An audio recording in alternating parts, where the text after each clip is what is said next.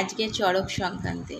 আজকে খেতে হয় যে মা করতো বেশিরভাগ বাড়িতেই আজকে টকের ডাল আর আলু, কি বেশ ডাঁটা আলু পোস্ত।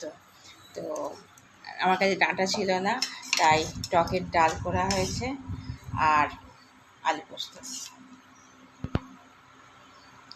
এই হচ্ছে আজকে দুপুরের খাওয়া।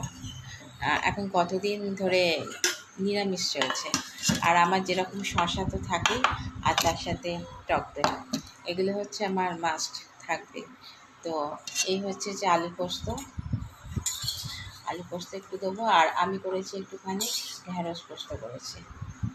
তো ঢ্যাঁড়স পোস্ত, মেয়ে তো আর ঢ্যাঁড়স খাবে না, ওর জন্য আলু পোস্ত আছে।